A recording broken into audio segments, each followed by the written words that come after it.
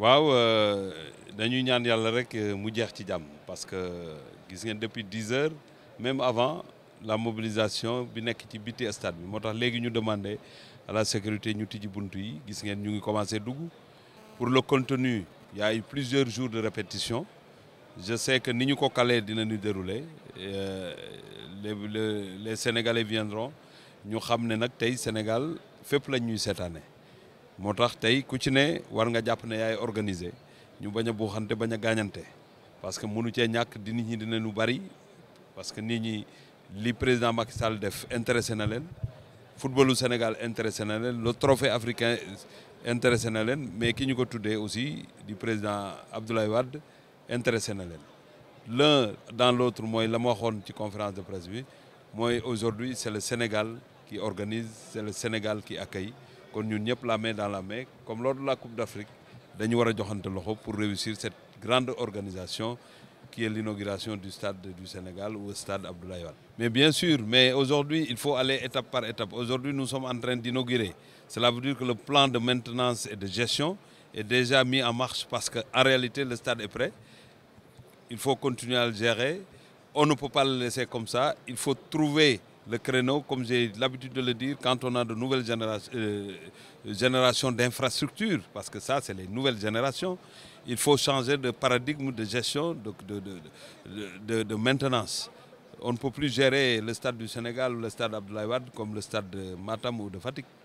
Donc il faut complètement changer. C'est pourquoi nous ferons tout pour que les textes qui ont été introduits au niveau du secrétariat général du gouvernement, que cette structure-là puisse naître et que je l'avais indiqué lors d'une visite et ça a fait polémique. J'ai dit que ce stade-là, il faut intégrer effectivement les privés. Parce que les salons qu'on a vus ici, les cinémas, salles de cinéma, le musée et tout ça, on ne peut pas laisser comme ça gérer comme on gérait le stade Léopold Senghor. Il faut permettre aux privés sénégalais et à d'autres privés venir investir au niveau du stade. Ça fera des rentrées de fonds et ça accompagnera le budget de l'État. Et c'est comme ça qu'on pourra le faire. J'espère que moi, je préfère être optimiste. Parce que ce qui s'est passé à l'Arène nationale, c'est regrettable. On ne peut pas l'imaginer ici au niveau du stade du Sénégal. Et que même au niveau de l'Arène nationale, il y a eu une prise de conscience. Le dimanche-là, il y a eu une réparation presque globale de tout ce qui a été détruit. Il y a eu aussi un lavage à grande eau pour que les lieux soient très propres.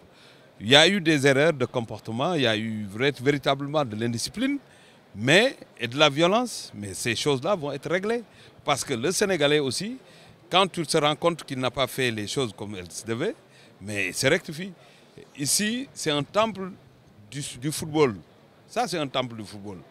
Et ce n'est pas n'importe comment on peut se comporter ici. Et nous y veillerons. Vous avez vu les stadiers.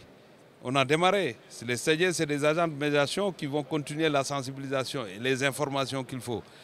Et la nature aussi du matériel qui est là est différente de la nature du matériel qui est au niveau de l'Arène nationale.